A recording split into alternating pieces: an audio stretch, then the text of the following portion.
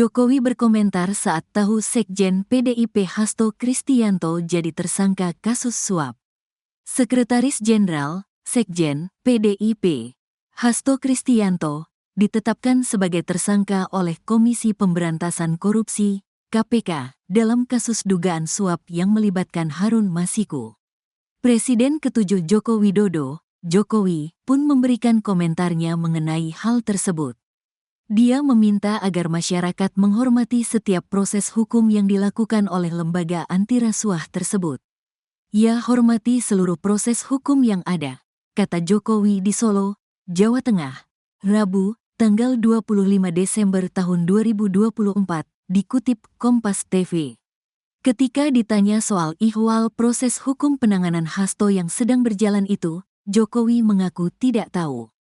Karena dia menegaskan, sekarang ini sudah pensiun sebagai Presiden RI, sehingga tidak mengetahuinya dengan pasti. Sudah purna tugas, sudah pensiunan, katanya. Sebelumnya, Hasto ditetapkan tersangka dalam kasus dugaan suap pergantian antar waktu, PAO, anggota DPR yang melibatkan Harun Masiku.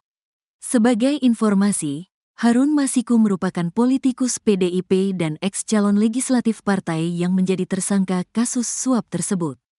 Dalam kasus ini, Hasto dijerat pasal 5 ayat 1, huruf A atau pasal 5 ayat 1, huruf B atau pasal 13 UU Tipikor Junto pasal 55 ayat 1, pertama KUH pidana.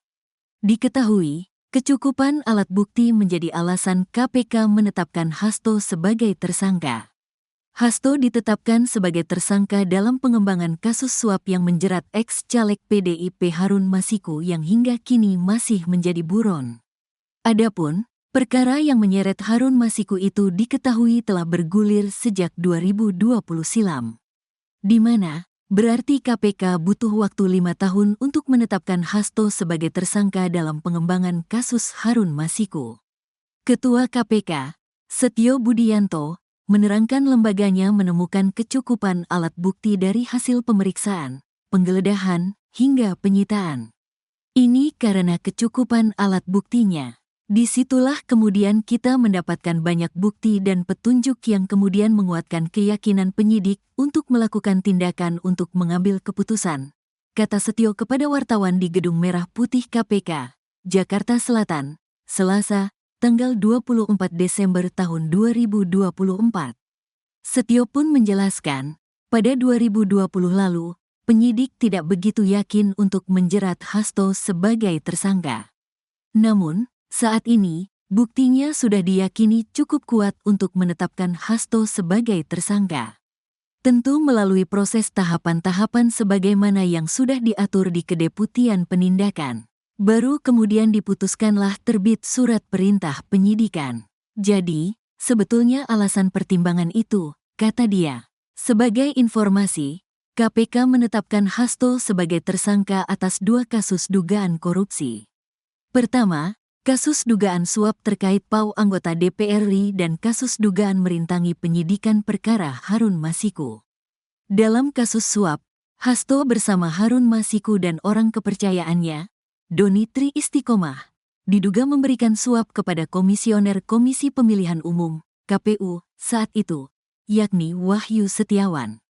Dalam proses perencanaan sampai dengan penyerahan uang, Hasto disebut mengatur dan mengendalikan Saiful Bahri dan Doni Tri dalam memberikan suap kepada Wahyu Setiawan.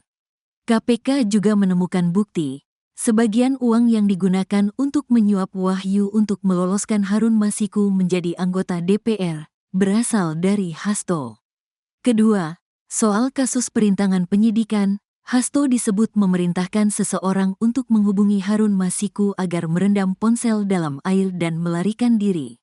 Sebelum diperiksa KPK terkait kasus Harun Masiku, Hasto juga disebut memerintahkan stafnya, Kusnadi, untuk menenggelamkan ponselnya agar tidak ditemukan lembaga anti rasuah.